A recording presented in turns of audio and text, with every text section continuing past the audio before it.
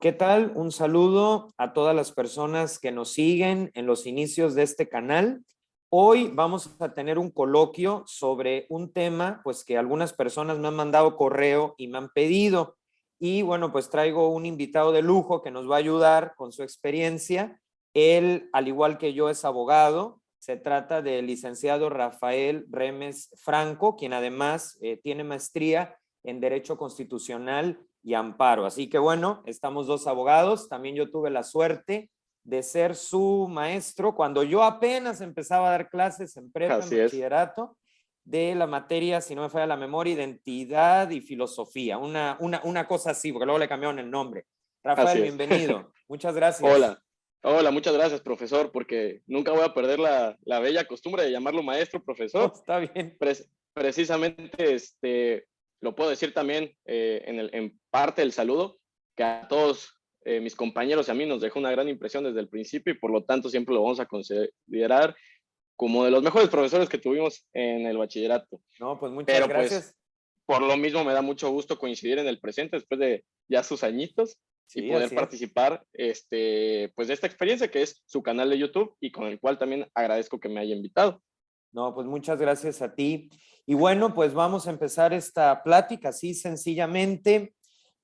Cuando estábamos planeando hace unos minutos, porque tampoco queremos que sea algo así como muy estructurado, sino lo que va No, saliendo, exacto. veíamos la cuestión de derecho y literatura. O sea, para ser abogado hay que leer. Yo digo que sí, yo digo que ese es un elemento clave. ¿Tú qué dices? Pues precisamente, y es lo bello de la escritura, hay que irnos, yo creo, siempre a la fuente histórica, al antecedente, y es lo curioso precisamente de la materia del derecho, ¿no? De repente tenemos un Fidel Castro que estudió derecho y acabó siendo dictador del régimen cubano, y de repente tenemos a Gabriel García Márquez, tenemos a Carlos Fuentes, tenemos a Frank Kafka, incluso, todos empiezan estudiando derecho y luego pasan a la literatura. Entonces, yo creo que el derecho o el buscar la ley, el buscar el sentido de la justicia, ha proyectado no solamente en este siglo a más de un prócer y a más de un personaje hacia el arco donde tiene que llegar. Nos vamos entonces al antecedente más bonito también. De repente tenemos el código de Hammurabi, que es escritura, que es ley, y lo tenemos siglos previos a Cristo, y también tenemos siglos previos, por ejemplo, la epopeya de Gilgamesh, que es el primer poema escrito, aparentemente, porque mucho se ha perdido, pero es el que tenemos detallado, que nos habla de la literatura. Entonces, si partimos de este parangón y de esta comparación, precisamente la literatura y el derecho han ido avanzando conforme al proceso y la continuidad de la historia humana. No ha habido sociedad que hoy en día haya aportado algo al presente que no nos haya dejado tanto perspectivas de justicia como perspectivas de lo que venga a ser el arte, la poesía, la estética. Precisamente, creo que en una y en la otra, también a tiempo presente, vamos a encontrar un poquito de las aportaciones. Pero yo sí quisiera reconocer eso. ¿En qué punto podemos decir que se necesitan el derecho, la poesía y la literatura?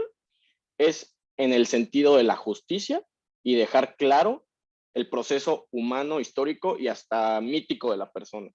¿Por qué? Porque precisamente la ley es una recopilación de una realidad histórica, social de un pueblo determinado.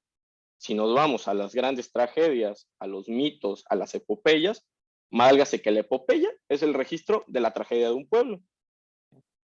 Y una tragedia es ya a nivel personal, pero también deja registro de la sociedad que configuraba en ese entonces. O sea que aquí el meollo del asunto está en que nosotros que buscamos la justicia, que eso debe de ser la razón Así es, principal por la que uno se mete en esto, necesitamos dejar ese recorrido, esa búsqueda de justicia por escrito, ¿no? Que le pueda así es, servir como un legado a los que vengan después. Y la así ley, es. pues viene a ser una expresión escrita, como tú dices, de una realidad. O sea, que la relación puede ser, buscamos la justicia, pero registramos la aventura detrás de esa justicia. No sé si por ahí podemos irnos entendiendo. Precisamente yo creo que donde podemos encontrar la diferencia entre lo legal o la literatura legal y la literatura artística, poética, es en la técnica que se utiliza. Una se basa en leyes y en formatos de otro tipo, sentencias, etcétera, y la otra pues en poemas épicos, en cuentos, novelas, pero yo sí quiero volver a unir las dos situaciones en una cuestión, que es encontrar el ser humano dentro de una y la otra. Porque deshumanizar la ley, precisamente creo que es de los males, que podríamos también tocar un tema por muy aparte, Sí, sí, sí, y, sí, sí. y banalizar el arte sería quedarse no en los registros verdaderos del ser humano. Precisamente es este producto de novelas, vaya, contemporáneas, poemas contemporáneos, etcétera, que piensan que han redescubierto la verdad humana cuando vienen arrastrando verdades míticas de siglos pasados. Se Sí. vienen redescubriendo desde los románticos del siglo pasado, desde Shakespeare, hasta precisamente las tragedias griegas. Todo es un proceso, todo está conectado y no es que yo quiera desvirtuar tanto a la ley moderna que trata de ser más justa y al producto nuevo de la literatura y el arte, pero es que por eso quiero regresar al punto del sello histórico. No hay que olvidar ese trayecto histórico que la ley y el arte vienen arrastrando, que es la esencia de una especie. ¿Qué es esa esencia? La palabra, yo creo. Exacto. A ver, yo creo que ahí ya llegamos al punto. Tenemos la palabra, ¿no? Y la palabra sabemos que puede ser oral y escrita. Así Y es. esto yo lo relacionaría también con el derecho en dos vertientes, ¿no? Como para cerrar esta primera idea. Ahorita, pues tú lo sabes, mucha gente lo sabe, en México y en otros países, la tendencia es que los juicios tengan etapas procesales orales, cada vez más y en diferentes ramas. Pero al Así es. mismo tiempo, aún en los juicios orales, se hacen registros escritos. Entonces, para mí el derecho ha sabido combinar lo mejor de la palabra, la oral, ¿no? Como la que Así estamos es. ejerciendo ahorita, y la escrita. O sea, ¿no te parece más bien que el derecho ha logrado sacar lo mejor de la palabra, que es lo que tú dices, lo más humano? Sí, totalmente. Pues al final es una técnica rigurosa que requieren las dos, las técnicas de las dos áreas. Un buen cuento es aquel que se puede relatar en un solo golpe o puedes tú relatar. Un buen poema es aquel que tiene musicalidad. Un buen juicio es aquel que lleva la oralidad. O sea, al final son detalles que parece que no van de la mano, pero son desarrollos que han venido a lo largo del tiempo. ¿Por qué? Porque Claro. precisamente para tener la capacidad de oratoria hay que, pues, ver vaya, la herramienta que desarrolló la especie en las dos vertientes. Exactamente, y que, por ejemplo, hay muchas personas que hablando de la oratoria, pues a veces no entienden por qué le llamamos creación literaria también. Y hay personas que Exacto. dicen, bueno, ¿y por qué no le llamas oratoria de golpe? Bueno, porque también es verdad, por ejemplo, yo te comparto algo, cuando voy a dar una plática, yo primero la escribo, ¿sí? Uh -huh. Y no la leo porque no me gusta estar leyendo con el público, porque yo sí soy así como más bien un poco espontáneo, pero antes de ser palabra oral, es palabra escrita, ¿no? Y Así es. creo que ahí está la relación, ¿no? Con lo que estabas comentando de que el trasfondo de un juicio, pues es la oralidad, pero esa oralidad también requiere una preparación escrita. La Ahora, elocuencia. Uh -huh. es exactamente, y la elocuencia, cuando tú escribes, sale al natural después, porque Exacto. escribir te permite ordenar ideas, o sea, tu propia historia, los propios problemas, los retos, etcétera. Ahora, a la luz de todo esto viene la siguiente pregunta, o sea, Así un es. abogado que muchas veces se considera un perfil frío o un perfil demasiado rudo, pues también tiene la profundidad de la poesía.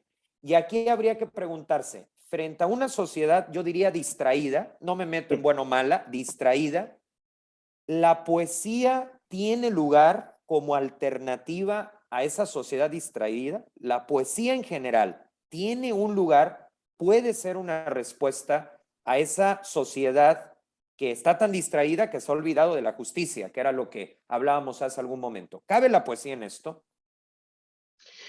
Pues es precisamente vamos a empezar con el concepto de poesía. ¿Qué sería la poesía?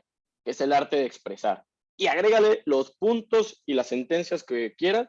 Al final, me acuerdo que en alguno de los diplomados que tomé decían que Aristóteles, válgase que puedo estar equivocado, decía que la poesía es el arte de dejar y hacer permanecer en el tiempo. Entonces, si hoy me dijeran, voltea a ver a la sociedad actual, la gente tiene sed de dejar y hacer permanecer algo en el tiempo.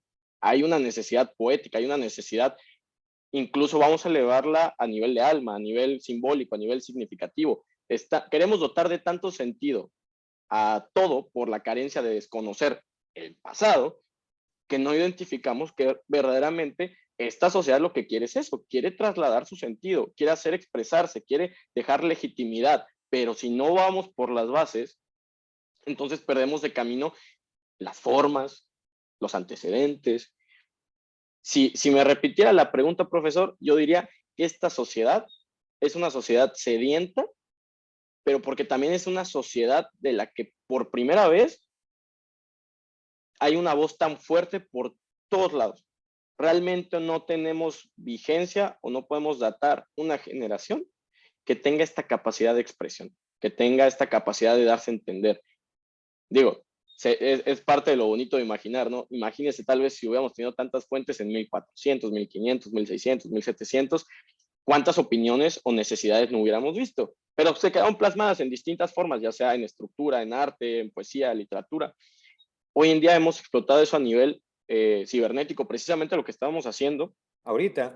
Exacto. Tenemos los videos de YouTube, tenemos los podcasts, tenemos los Reels, tenemos TikTok. La gente está expresando, está queriendo decir algo, pero sí está en pañales en esta generación por no encontrar las herramientas o con qué fundamentarlas. Y yo me regreso al tema de la poesía, porque sí hay una necesidad de rellenar los vacíos generacionales con temas hasta religiosos espirituales, Claro. pero deconstruidos o a la forma en la que esta generación quiere. Precisamente lo que vienen a repeler es la institución, la formalidad, lo oficial, pero ni siquiera deberían de pelearse en ese sentido, porque si nos vamos a las bases, hay muchas expresiones religiosas, filosóficas, en las cuales ellos también podrían apostar lo que quieren expresar, pero obviamente nacen en una sociedad en convulsión que está peleada con la vigencia del pasado, y ahora tienen esta voz capaz de decir todo, están en ese fervor y en esa efervescencia que no se detienen a ver todo lo bueno que el pasado tiene que otorgarles, que es la base de la escritura, de la tragedia, de la poesía, de la novela, del cuento, y ya después trasládenlo al cine, trasládenlo a la serie, trasládenlo a su video de YouTube, Sí, trasládalo claro. a tu crítica social. A ver, Pero es pero que, entonces ahí estaríamos diciendo que el diagnóstico de la sociedad actual es que ha perdido la memoria. O sea, exacto, ese es el meollo del asunto, porque tienes razón, ya no hacemos memoria.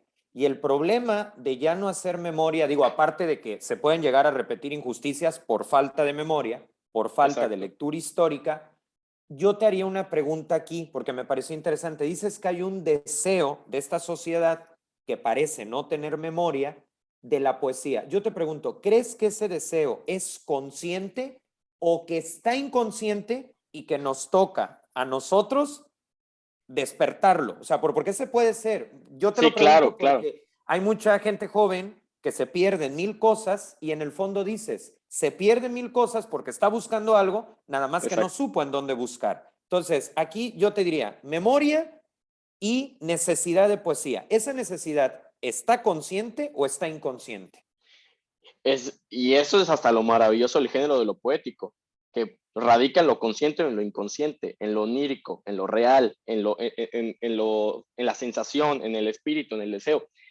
Si nos tenemos que remontar a esto, es inconsciente, es consciente, pero no le han dicho que son las dos cosas. No le han, Excelente. no le han planteado a la generación actual de, tú sientes y sintieron, pero también van a sentir. Parece que el redescubrir del sentimiento o de la sensación en esta generación les ha opacado tanto presente como futuro, porque de hecho los problemas de desarrollo de sociedad vienen desde desconocer el pasado como evitar el futuro. Hay otros temas por ahí, pero en lo poético, eso es lo fascinante. Venimos con una carga mítica, venimos con una carga de arquetipos, venimos con una carga de deseos, venimos con una carga de lo místico incluso.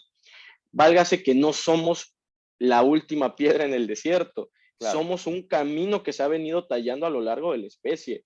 No es que yo quiera desvalidar la forma de sentir de esta generación, No, no, es no. que lo que yo quiero es que entiendan que se sintió antes que ellos y que se va a sentir después. Lo que nosotros moldemos va a ser la oportunidad del sentimiento del futuro.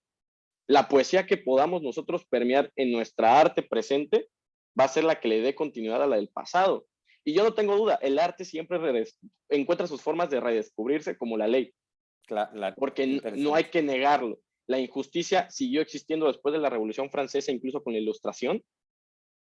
Y la Y Revolución la, Mexicana también. exacto. No, y ese es otro tema peor. Válgase que Claro, la Revolución Mexicana dice que funda el nuevo sistema democrático. constitucional mexicano democrático y hay una crítica tremenda de falta de todas las garantías que no se cumplieron.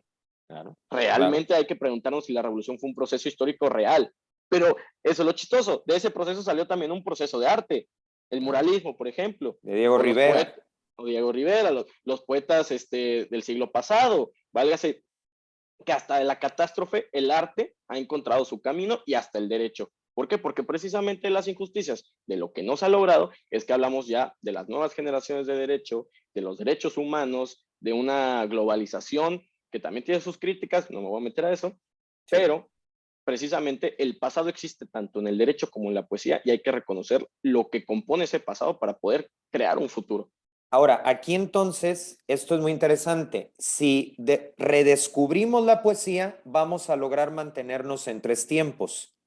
Valorar Así el es. pasado, vivir el presente, que hoy, como dices, ¿qué es lo positivo de esta sociedad? Que vive el presente, pero la poesía le permitiría vivir el presente teniendo memoria del pasado y considerando el futuro. Para mí la poesía es un ancla en estos tres tiempos, ¿sí? Y esa ancla permite que podamos avanzar. Ahora, efectivamente, aún cuando el derecho no se cumple por los diferentes movimientos, porque se mezclaron intereses, la ausencia de derecho también genera poesía como clamor popular. Y la Exacto, ausencia de derecho también se puede volver un mural. ¿Cuántos murales se vuelven una denuncia de lo que el exacto. derecho no alcanzó? Exacto. Váyase que, no sé si es lo triste, ¿no? De que por la carencia de justicia están saliendo también las nuevas voces poetas de esta generación, que son ya mezclas de un modernismo de técnicas que acarrean desde las vanguardias, ya mezclan incluso el inglés con el español, hay mucho tema ya de combinación de lengua, y todo nace de una injusticia, pero también la justicia está abordando temas sensibles. También, por ejemplo, las sentencias de redacción fácil, amigables, es una forma de apelar al arte o incluso al tema de la profundidad de la persona, ¿no? Aquí, por ejemplo, tocas un tema importante.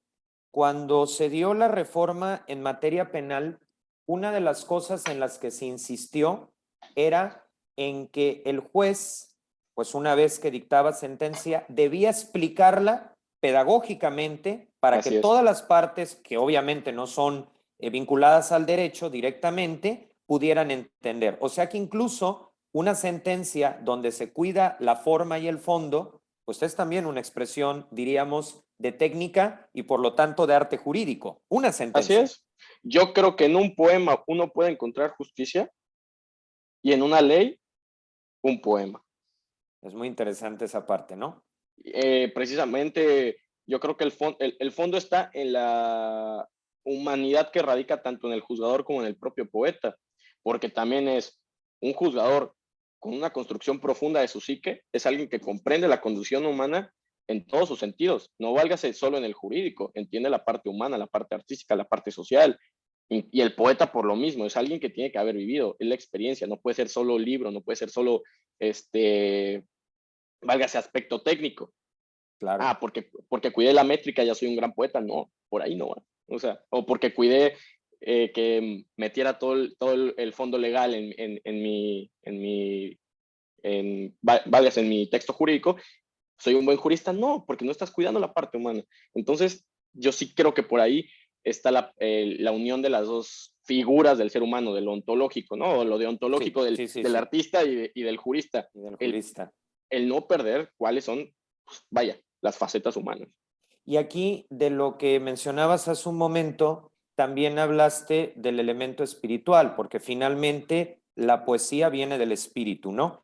Y Así es, esto nos daría paso, obviamente la poesía tiene diferentes acentos, no nos va a así dar es. tiempo de ver todos, pero hay uno que especialmente pues me han pedido, y es la cuestión de la mística en la poesía. Y yo creo que aquí vamos a tocar pues figuras importantes, tanto de la poesía de trasfondo católico, que hay que redescubrirla, como la poesía de otras tradiciones religiosas. A mí me gustaría empezar platicando contigo si alguien que no sabe nada de esto, porque no le ha dado tiempo, porque apenas se lo topó, te preguntara qué es un místico, así en términos generales, independientemente de la religión en cuestión, para ti, ¿quién es un místico o quién es una mística?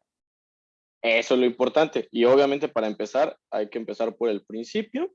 Y la poesía, pues vaya, es todo aquel escrito que tiene verso, estrofa o está replanteado en prosa.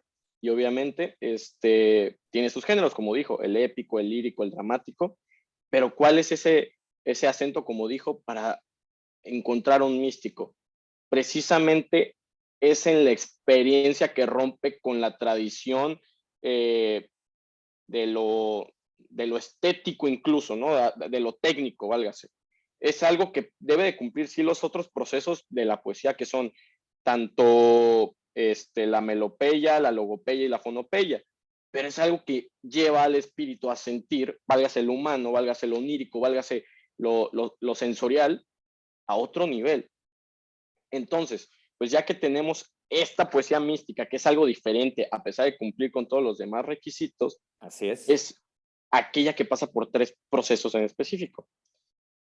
El sosegado, el iluminativo y el unitivo, que son el proceso en el que uno primero tiene que desprenderse después de la lectura, o el poeta se desprendió de lo que él es, o de su ser, o de su carga personal. Escribió incluso elevando su psique a un éxtasis religioso, que eso ya es una cuestión hasta, vaya, Teológica, vamos a decir. teológica, Sí. teológica. Y pues vaya, se le podrá nombrar de otras formas en otro tipo de manifestaciones religiosas. Pero es cuando la persona, válgase que su ser, lo puso en disposición del inconsciente, de lo metafísico, de algo más. Entonces, una vez desprendido, tiene que estar iluminado.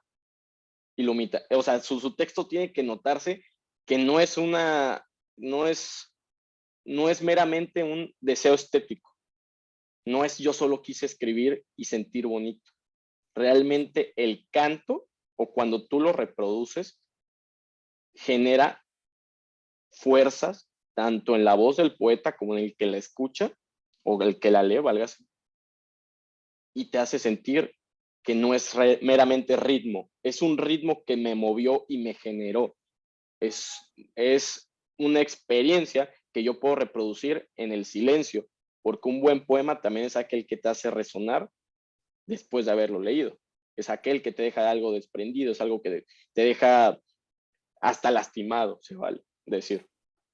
Y por último, pues está la parte unitiva, que es lo inefable del poema, que es esa parte última en la que tú dices, este poeta, esta poetisa, escribió poesía mística. Pero qué difícil, ya regresando a eso, es quién es un poeta místico hoy en día. Claro, yo creo que ahí, por ejemplo, para mí, en un lenguaje a lo mejor un poco simplista, yo diría que el místico es aquel que tiene un sexto sentido, ¿sí? Ajá, sí se Podríamos puede. decir, un sexto sentido porque logra percibir cosas que el promedio no percibe. Por ejemplo, a veces a mí me han preguntado, ¿por qué a figuras como a Santa Teresa de Ávila, ¿no? En el caso de España, del siglo de oro español y de la espiritualidad carmelita, ¿por qué de repente a Santa Teresa pues la ponen en escultura o en pintura en éxtasis, ¿no? Y hay gente que ha tratado de explicar que si era un ataque epiléptico o alguna cuestión, y yo pienso que no, no hay tal ataque, era más bien que llegaba al punto, como tú dices, de su ser con otro ser y Así es. desarrollar un sexto sentido. Y en este sentido, valga la redundancia, desde luego, podríamos decir que, como tú dices, hay un desprendimiento del propio yo que lleva a esa iluminación, a ese desapego. Y por otro lado, yo pienso, tú usaste la palabra inefable y los místicos de todas las tradiciones, en esto sí se parecen, hablan de lo inefable, lo que no Exacto. alcanzo a describir. Yo pienso que si no fuera por la poesía mística, estas figuras habrían muerto de impotencia. Digamos, así ¿no? es, porque precisamente no puedes nombrar lo que ellos tratan de relatar. Por ejemplo, Santa Teresa en su poema Vivo sin vivir en mí, Claro. es el desprendimiento de su propia alma con su cuerpo y sus deseos carnales, con su faceta espiritual y su proyección hacia Dios. Ahí es incluso una división de la psique, de la psique arquetípica, válgase decir. No es un estereotipo, no es un arquetípico, es un prototípico. O sea, llega a tal nivel de saturación, válgase, de lo que no puede decir, que tiene que desprenderse. Sí. Entonces, yo creo que válgase que también aquí hay que tener cuidado en lo que pasó históricamente. Tenemos a San Juan muy pegado a Santa Teresa, Sí. y por qué de la nada hay un vacío en todo ese tiempo. Y es lo chistoso de todo este proceso de la poesía mística. Sufrió cuando empieza a avanzar la escolástica, Que bueno, eso es un tema interesante porque porque ahí, ya tachaban ya válgase, de herejes aquellos que se salían de las formas bajo claro, las nuevas formas de educación y de pensamiento de la iglesia después de la reforma protestante, etcétera. Ya no había esa cercanía con los místicos medievales, por ejemplo, con San Agustín. Ya no había esa mística tan cercana como Santo Tomás de Aquino. Ya claro. era ese miedo de, me voy a caer otra vez como iglesia, entonces vamos a apostarle a la razón. Entonces, ¿cuántos textos y cuántos sacerdotes y monjas, imagínese, profesor, no fueron desvirtuados a partir del siglo XVII, Sí, XVIII, sí, sí, XIX sí, sí, por sí. estos temas ya de la institucionalización?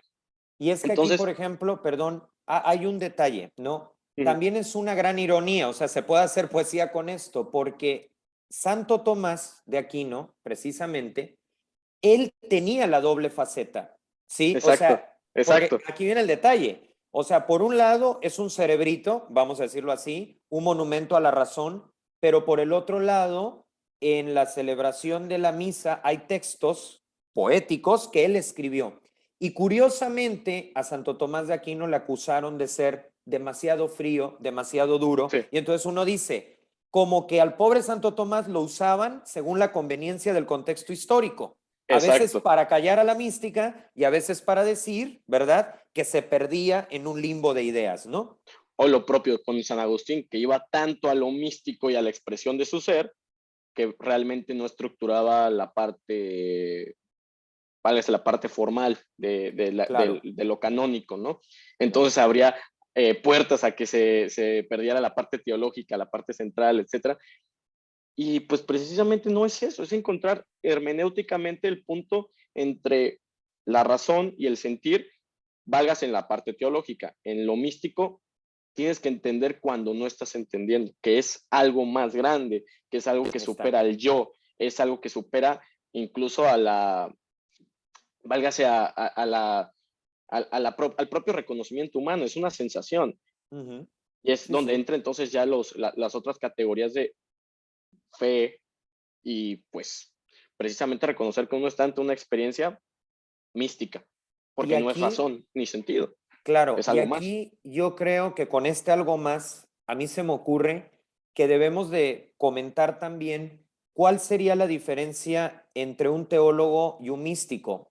¿Por qué? Porque, por ejemplo, en Santo Tomás se dan las dos cosas en una sola persona. Así es, Pero, por así es. ejemplo, en Santa Teresa no, porque ella no estudió teología ni No, fue exacto, no famosa tuvo por eso. ninguna formación, a lo mucho Exacto. creo que en su biografía uno encuentra que ella todo su conocimiento lo tenía por los textos de su papá, de su Claro, y padre de en su casa. caballería, que eran de Exacto, caballería en aquel momento, y de guerra, ¿no? Ahora, aquí, entonces, podríamos decir que el teólogo desarrolla conceptos, pero el místico los vive. Y lo ideal sí, sería que fueran las dos cosas. exacto, exacto, total. Yo creo que al final el místico, como con San Juan, es que dejas un punto de inflexión para que otros tengan experiencia, pero tú pasaste y la dejaste hecha y tampoco la pudiste materializar en un escrito de 100 hojas o vayas en un compendio. Tú dejaste un poema que abre a la experiencia de sentir y ahora sí armar tal vez un ensayo filosófico, una escritura meramente teológica, pero tú dejaste en la forma de la poesía una puerta abierta para que a la alguien experiencia. más... Ajá, No, exacto. y aquí, por ejemplo, hay algo interesante. Hablando de San Juan de la Cruz, pues a mí de sus escritos o de sus poemas, digamos, el que más me llena es cuando habla de la noche oscura. Sí, Ese momento donde él, a pesar de ser un creyente de alto calibre, no siente nada, deja de sentir por completo a Dios y yo creo que ahí nos abrió la puerta porque a muchos nos pasa lo mismo. Y hay personas que hasta se asustan y dicen, pero ¿por qué en ese retiro lo sentí 3 días seguidos y ahora llevo 10 años, porque a mí me ha tocado conocer gente de 10, 15 años que te dice, creo en él, pero no lo siento? Y entonces de repente, pues dice uno, ¿cómo podemos encontrar una confirmación externa de esa crisis interna? Ah, San Juan de la Cruz, la noche oscura. Entonces uno así es, dice, ah, él abre la puerta para que yo me contemple en él y me así es. sienta confirmado por él que es un maestro de la mística. Precisamente es la parte que le había dicho de que uno se desprende de su ser. Incluso yo creo que ahí, si él estaba pasando por una especie de sequía, catapultó la sensación de sequía a la universalidad. No era yo soy el que está sufriendo, porque si no hubiera sido un poema lírico y hubiera sido Exacto. meramente del yo. Fue Así un es. por la sequedad espiritual en general y que por la cual se puede explicar la sequía espiritual en más de un santo siglos después. Se volvió, válgase que eso es también parte de la literatura, muy parecido a la novela, ese poema se volvió un espejo para aquel que sufre de sequía espiritual. Sí, sí. Se pueden ver reflejadas personas por los siglos de los siglos. O sea que tiene un sello, digamos, Anac clásico Ajá, anacrónico, o anacrónico. Sí, sí, sí, porque ya anacrónico, lo sacamos del tiempo, ¿sí? exacto. Y responde a todos en todo tiempo. Yo incluso también lo usaría como ejemplo las confesiones de San Agustín, la crisis espiritual, el proceso de transformación interno, el cambio de la psique, de toda su profundidad teológica. La gente hoy en día lo vuelve a releer y dice, yo pasé por un proceso parecido. Claro, por Pero, pero, supuesto. ahora, pero ahora que en lo poético, en la poesía mística, alguien siglos después pueda seguir encontrando en San Juan de la Cruz el proceso de dolor, es porque no fue un proceso únicamente de dolor de San Juan de la Cruz, se universalizó, que es de hecho que enlazando todas las preguntas que hemos hecho, es lo que se ha olvidado por parte de esta generación, que el dolor, la oscuridad, el tánatos del ser, es parte del ser. La gente piensa que solo, o sea, por individual solo sufre ella, cuando es parte de la condición ontológica. Algo nos falta, algo carecemos. Y de hecho la búsqueda de San Juan de la Cruz en sus poemas es no me termino de complementar, pero aquí estoy con el dolor que me hace sentir que necesito complementarme. Me recuerda también a Santa Teresa, el que muero porque no muero, Bueno, sí, claro, que parece una paradoja, ¿no? que Pero parece una paradoja, pero es porque yo llego a retener a Jesús en mi corazón o a Dios en mi corazón, a la Trinidad en mi corazón, y aún así reconozco que en mi calidad humana soy incompleto, como si claro, fuéramos una copa un cáliz con una grieta, ¿no? Se va a filtrar a veces de nuestra propia capacidad humana o en esta faceta, en este punto en el cual estamos ontológico, sí. pero tú lo sientes. Sientes la sensación tanto de retener como de perder. Y yo creo que es lo místico de estos dos santos, que te dan a entender que incluso en tu máximo esplendor, en tu máxima conexión con Dios, el sentimiento de pérdida y el sentimiento de no estar completo es inherente también. Y a lo mejor ahí viene el detalle. El no estar completo te permite seguir buscando, te O sea, permite no estancarte. exacto. Es una, o sea, la seguridad de la inseguridad o la inseguridad de la seguridad, válgase Claro, que eso sería otra forma de verlo, es yo voy a buscar a Dios y lo vas a encontrar. Tu condición, válgase, en este momento, no te va a permitir una completa conexión con Él, pero estás a tal punto de misticismo sí. que te estás sintiendo desprendido de tu propio yo para sentirte parte de algo más alto. Y que te rebasa y que supera el Exacto. entendimiento, porque eso también es el detalle. que los místicos, por ejemplo, han sido llamados locos en algún momento, Exacto, ¿no? exacto, Y exacto. la verdad es que sí, por ejemplo, digo, hay que reconocer que cuando uno ve las prácticas de alguno de ellos, pues dices tú, oye, sí se sale de los parámetros, pero ¿será que se salen del parámetro o que se salen de nuestro parámetro excesivamente racionalista? Es donde tenemos que regresarnos a ver que cada sociedad ha juzgado de acuerdo a los términos éticos y morales de su época, ya no solo lo teológico, sino lo ético y lo moral. Pero pues al loco le ven como artista después de muerto, incluso. Válgase que todo el movimiento surrealista, yo lo veo de esta manera, Claro, trataron de rescatar la experiencia mística por medio de alucinógenos, de drogas, de sí, acceder al inconsciente, y precisamente, no, bueno, yo me imagino que sí, porque eran gente también hasta eso ilustrada, claro. pero no les dijeron, oye, la poesía mística va por otro camino, ¿no? Y no hace Pero falta una sustancia porque es, tú eres esa sustancia ya. incluso yo no me atrevería a decir que alguien de ellos, a través de estos alucinógenos, no haya hecho un poema místico. Yo creo que sí, pero vaya, por una vía tramposa, por una vía, Exacto, así, tramposa. O porque también, también fíjate, el tocar el propio, vamos a decir, pecado, también es es, poesía. precisamente es la parte metafísica y de la creencia de lo ontológico. Tú cuando abres esas puertas no sabes hacia dónde las estás abriendo. También por eso esta generación tiene esa avidez por encontrar en lo meramente sensacional, en lo meramente estético, estas partes de creencias, ¿no? Estas partes válgase el tarot, válgase todo tipo de soteriología, ¿no? No, no, Espiritualidades de esto, alternativas, sí, podemos decir también. válgase, válgase que sí. Entonces, quieren quedarse con esa parte de la sensación de que accedía al proceso, a lo simbólico de algo, a la parte ritual de algo, porque es, como dije, parte de lo mítico del ser humano. Hemos pasado por este proceso desde hace siglos. La especie convive con rituales, convive con el deseo de buscar algo más. No sé si fue Aristóteles también que dijo, somos el único animal que voltea hacia las estrellas. Sí, tiene que ver. Estamos buscando algo más. Y el místico llega a empalmarlo, válgase que en los términos de la teología católica cristiana, quién sabe si los que lo buscan por otros caminos encuentran lo mismo, pero lo nombran distinto, es parte de la poesía mística, ¿no? Porque pues precisamente también quería mencionar a otros poetas místicos, que era Hafiz de Shiraz, que era persa, que antecede un poquito a San Juan de la Cruz y a Santa Santa Teresa. Teresa, y también tú lees su poesía y como que raya en lo ascético, como que sí es solamente el desprendimiento, vivir la naturaleza, vivir en pobreza, pero también porque su espíritu y su alma en los escritos parece que busca algo más. Y de Ahora, repente, ajá, aquí, por ejemplo, ya que estamos hablando de la cultura persa, la familia, el origen de la familia de Santa Teresa es judío. Eso es muy interesante, ¿sí? exacto. Entonces, partiendo del hecho de que Santa Teresa tiene un origen distinto del cristianismo, a mí me gustaría preguntarte, ¿sí? Yo, por ejemplo, como católico, pues ciertamente es una poesía que me dice mucho o que me dice todo, pero en otras culturas, ¿sí? En otras religiones, ¿qué se puede encontrar? Porque sin duda hay mucho valor también de la poesía mística. Vamos a ampliar el espectro.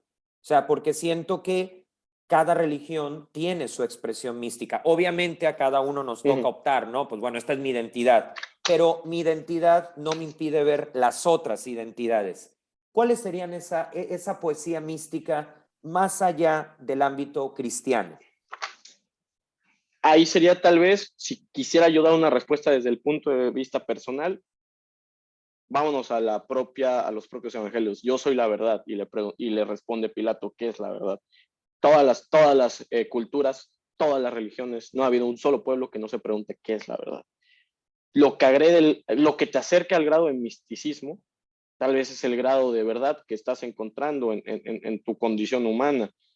No me acuerdo qué poeta que también era considerado místico en el Reino Unido durante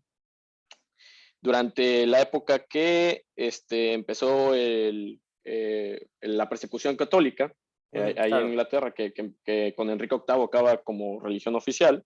Sí. Este poeta escribía para las minorías, ¿no? Las minorías católicas en el siglo XVI. Pero precisamente él era un converso del luteranismo, creo, o válgase que, ¿cómo se llamaba la iglesia anglicana? La iglesia Los anglicana. anglicanos, sí, sí. Sí, sí, sí. Y él también pasó por ese proceso de encontrar la verdad, un grado de verdad. Ahora, una pregunta aquí. La verdad, o sea, cuando hablamos de la verdad, que eso es lo que mueve a los místicos de todas las religiones, eso nos queda claro. Exacto, Musulmanes, exacto. judíos, cristianos, todos. ¿Habría que ver la verdad como algo o la verdad como alguien?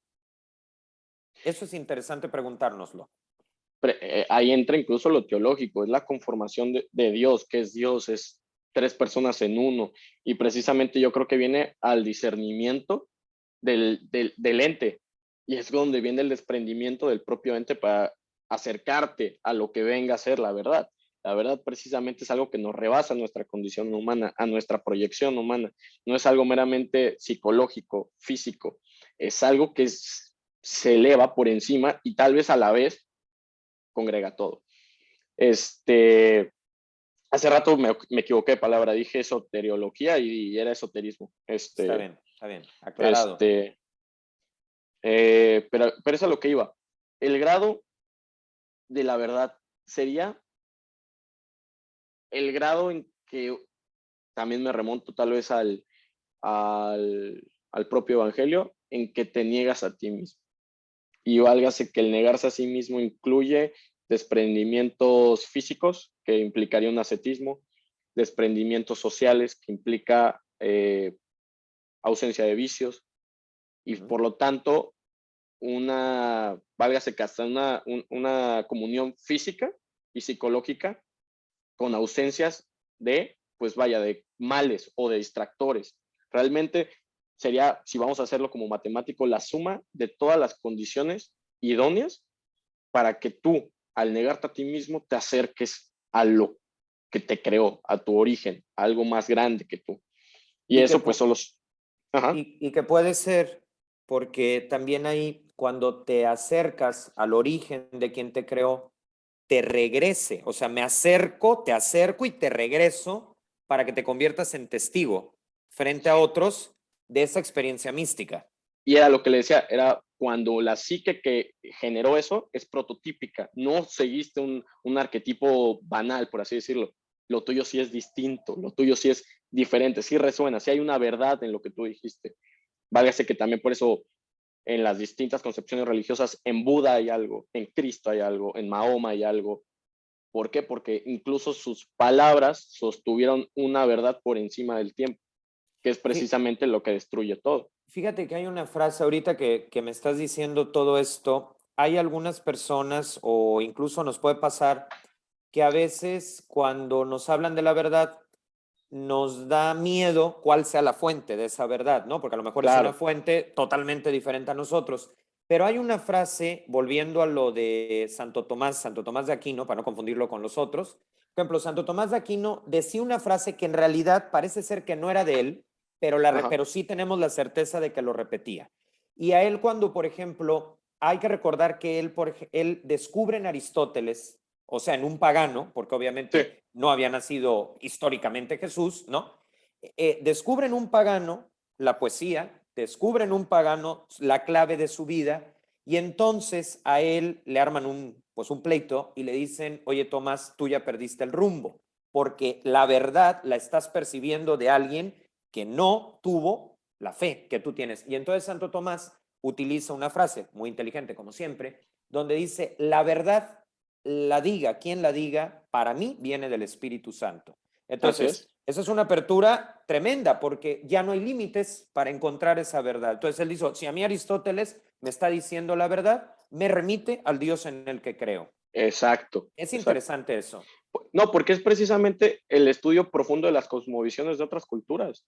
En todas hubo una especie de epifanía, en todas hubo una especie de llamamiento del conocimiento, válgase que me remonto otra vez a los mitos, por ejemplo, el otorgar por Prometeo el fuego, era una forma de otorgar el conocimiento a la raza humana, pero pues ¿quién te dice que eso no fue el incendio del Espíritu Santo en las culturas antiguas?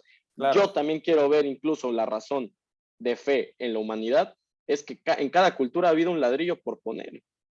En cada espíritu social, en cada época, se ha tenido y hay un porqué de descubrir la verdad y la razón. Toda la profundidad de los filósofos griegos, todo el misticismo de, válgase Oriente, o válgase de la cultura china, de los budistas, etcétera, le dan una razón a la existencia incluso de todo este desmembramiento a la raza humana, que es tal vez un día, por X o por Y, todo lo que se fue construyendo va a acumular en un punto. Y no estoy hablando de una especie de, para que no me tachen de, ¿cómo Sí, se llama? sí, De hereje, de sí, herejía. claro, claro, claro. No es de ver a Dios en todo, como un panteísmo, Sí, no no, va no, por no, no, ahí. no, claro que no. Es darle un sentido a la historia del recorrido humano. Y es Y que, a hasta un, ver, tú citabas el Evangelio, pero en el Evangelio hay una oración de Jesús donde dice que todos seamos uno. Entonces, exacto, pudiera ser, bueno, bueno, se puede creer, o creo yo, que todo este proceso multicultural nos puede llevar a ese punto, que todos sean uno. Y que todos sean uno no significa que hablemos el mismo idioma, que nos vistamos igual, no, no, pero puede ser unidad en la diversidad, ¿no? pero Se me ocurre. incluso a eso abordaría yo para redescubrir la poesía mística hoy en día, en el presente, Me que su parece. teología, que su finalidad sea ver que el deseo metafísico o la existencia de la espiritualidad nos viene arrastrando de siglos. Entonces sería una forma tal vez de enganchar, reenganchar a la sociedad actual para que encuentren en la poesía mística yo también tuve esta sequía espiritual, o yo también me siento así de abandonado, o yo también me he sentido así de desprendido, o con el deseo de desprenderme, porque válgase que no solo son dos poemas los de San Juan de la Cruz, Claro. tres son los más importantes, y los de Santa Teresa también son tres, cuatro los que llaman más la atención, pero los escritos por encontrar después de esa inyección de la poesía mística, tal vez te llevan a leer a Santo Tomás, leer a San Agustín, leer a otro tipo de doctores de la iglesia, ¿no? Claro. O váyase que en la plena libertad leer otro tipo de literatura que lleva a la profundidad del alma. Ahora, para ir aterrizando, ¿no? Y cerrando este momento, yo creo que podemos entrar a la quinta etapa, ¿sí? De todo esto, que además a mí me ha parecido excelente, todo un orgullo escucharte, yo por eso guardaba silencio porque realmente estoy aprendiendo, ¿no? Y muy bien. No, y Al- una disculpa si de repente las ideas me desbordaban, no, de repente como que tal vez no terminaba de construir un enunciado y me iba por otro, etcétera. no pasa nada porque la poesía es así.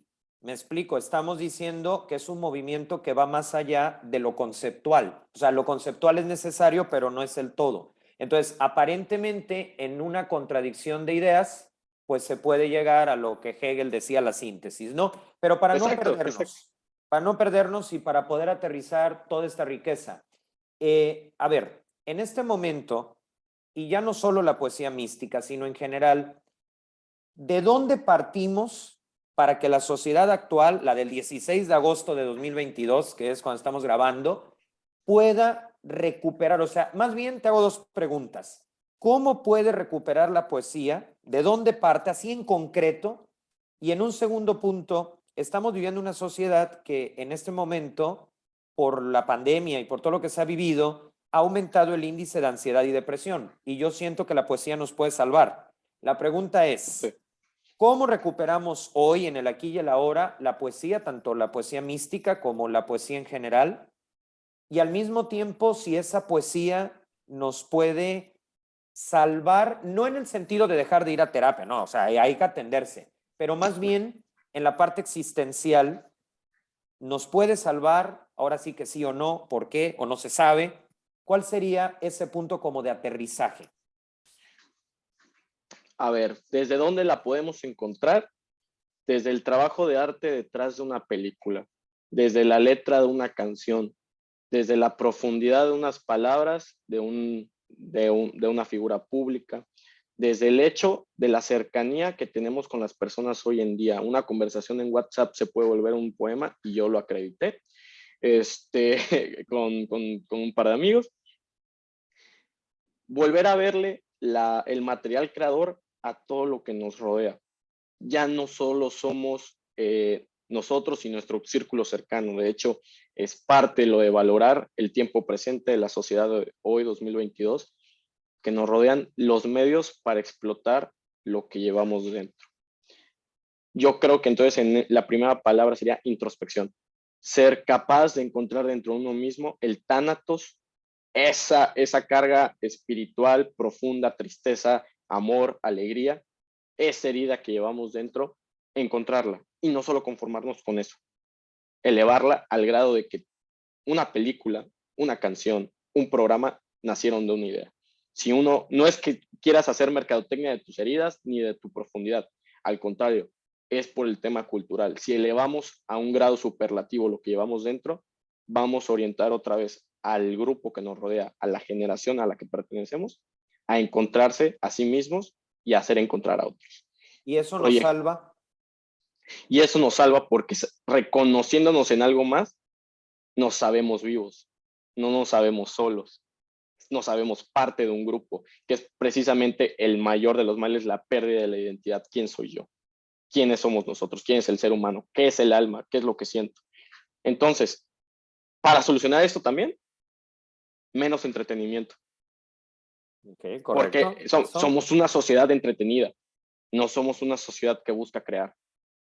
Y no estoy en contra del entretenimiento en general, al contrario, claro. Me gusta, hay horas lúdicas que tal vez me siento a ver una película porque me gusta en todos los géneros, me gusta Star Wars, me gusta Marvel, me gusta cine de autor, me gusta una serie, válgase que me gusta salir, me gusta conocer gente, sí. Pero darse a las horas creativas, darse y saberse creador también, y saberse que una vez que uno reconoció dentro de sí mismo, lo puede volver algo más. Y si tú conoces qué es ese algo más, o por lo menos, porque en una obra no tienes que dar respuestas, también puedes regalar preguntas, saber que hay formas como la poesía, incluso la propia ley.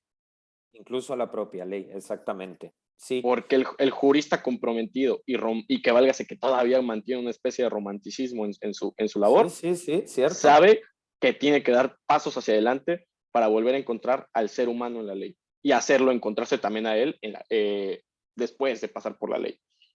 Yo creo Entonces, que me gustaría también decir que las leyes anhelan una realidad y la literatura la denuncia. Eso, exacto. Y que la literatura puede provocar la creación de una ley por Así la es. misma denuncia, ¿no? Entonces, Así es. ahora, volviendo a este punto, ya para cerrar, efectivamente vivimos en una sociedad entretenida, nos queda claro que lo decimos en positivo, pero entonces aquí la clave de la introspección vendría a ser el valor del silencio, que hoy es difícil estar en silencio. ¿Por qué? Porque obviamente cuando tú te quedas, no sé, un día, a mí me pasa mucho, ¿no? De que a lo mejor ese día pues no tuve gran cosa por lo cual salir, sobre todo en la Claro. pandemia. El estar contigo mismo también no es fácil porque es entrar en esa herida, en esa introspección y el valor, diría yo, del silencio, porque vivimos efectivamente en una sociedad entretenida y eso me recuerda algo que ha sido una de mis luchas, que yo digo que, por ejemplo, desviándome totalmente, pero necesario, yo siempre he dicho que, por ejemplo, en el caso de la educación, para mí la educación no debe de ser entretenida ni divertida, sino interesante. Yo siempre lo he dicho, porque ¿Sí? no es eso. Pero volviendo al punto, el silencio, ¿qué rol juega aquí como idea de cierre final? El silencio. El silencio, pues vaya, que es a lo que esquivamos precisamente muchos o lo que ocurre como mal en general. No tener, o sea, más bien saberse que no está mal tener miedo en Primero, el muy bien. silencio, porque el silencio precisamente es la puerta de entrada a las preguntas. Que las preguntas te pueden doler es un hecho. Y tercero, que después de este proceso todos han salido a través de la cueva, ese es otro. Esa introspección tiene entrada y tiene salida. No es necesariamente perderse dentro de uno mismo ni quedarse afuera de uno mismo. Es un recorrido diario, es un ejercicio como cualquier otro, y es esa posibilidad del ser humano de entrar a sí mismo como Orfeo y salir, tal vez con una pérdida, pero O tal vez dos se o vuelve, tres, pero vale la pena. o dos o tres, pero tú salvas a la humanidad planteando en una palabra lo que encontraste en ti mismo. Yo lo veo de esa forma. Sí. Y es lo que necesitamos como generación si queremos también promover la empatía, porque hemos ganado mucho viendo hacia nosotros mismos con este poder de la comunicación social, pero hemos dejado de ver el valor de lo que vamos a dejarle a las siguientes generaciones.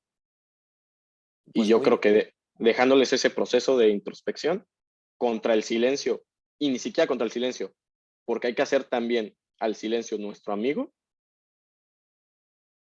vamos a ir dando pasos hacia adelante, no solo hacia una poesía mística tal vez renovada, otra época de poesía mística, sino tal vez a leyes más justas, sentencias más cercanas a la verdad, y precisamente porque no todo que si, se sublime en eso, que nos acerquen a la verdad pura. no, pues yo te agradezco, Rafael, porque realmente pues esto ha sido muy profundo, sí, muy interesante y ojalá que haya otras conversaciones como esta, ¿no? Porque yo he quedado, y no te lo digo por barbero ni nada, estoy convencido realmente, sí, vaya, no crean las personas que nos ven que esto es protocolo, yo no soy nada No, protocolario, entonces en ese sentido creo que es importante y pues sí te quiero agradecer tu tiempo pues porque no es fácil no, gracias, no, dedicarle y gracias a usted, 40, profesor. 50 minutos, ¿sí? No, no, gracias a Entonces, usted, profesor, sobre todo también por el acercamiento, porque pues precisamente también debo establecer que tengo conocimiento, pero todos los días aprendo algo nuevo. No soy un experto. Mi anhelo, de hecho, lo tenía escrito por ahí. El que piensa que tiene respuesta para todo está perdido, pero el que tiene una pregunta nueva para todos realmente va a encontrar la sabiduría. Invitaría a eso, ¿no? De que todos los días busquen una pregunta nueva, no un saber que ya tengan, y los desarrollen en las artes. En las artes uno puede encontrar aquello que no encuentra en su día a día y no por eso te desprendes de tus obligaciones y de tu condición de ciudadano. Al contrario, te hace llevar al ser en ese punto, pues vaya, medio, ¿no? claro, el punto medio, porque sí, eso es una aclaración importante. El hecho de meternos en la poesía o en el yo profundo no Sí. es, como tú dices, para evadir la realidad, al contrario, es como para tomar un respiro y regresar, pero regresar de otra manera. Sería transformar la realidad. Sí, exactamente, transformar Ujú. la realidad, pero a partir de la cualificación interior, ¿no? Exacto, Bueno, eso lo decía exacto. Juan Pablo II mucho, la cualificación interior, porque él decía, a veces en esto de la meditación, y lo menciono a él porque Juan Pablo II hizo una tesis sobre San Juan de la Cruz, antes de imaginarse que se iba a volver una figura del siglo XX y poquito del XXI. Y él, por Se le ejemplo, agradecería porque no le he leído. bueno, pues no, sí, hay que buscarla porque por ahí está. Es una tesis ya de cuando él era joven, pero él muchas veces dice que en todo este ejercicio poético, también hay poemas que él escribió, muchísimos, y él decía que muchas veces pedimos que cambie lo externo, ¿no? Exacto, Y él exacto. decía, no, o sea, dice, sí puede haber momentos donde, porque pues él estaba abierto al misterio y a todo eso, pero él habla más bien de una cualificación interior. Y creo Exacto. que la poesía y todo lo que has dicho, muy valioso, nos lleva a esa cualificación interior. Pues muchísimas Me parece muy gracias. buen cierre. No, Sí, gracias a usted, profesor. Le mando un abrazo y otra vez un agradecimiento por tomarme en cuenta y que para cuando sea necesario, aquí estamos para platicar de lo que sea. perfecto, va que va, así lo hacemos. Muchas Pues, gracias. no, muchas gracias a usted, profesor.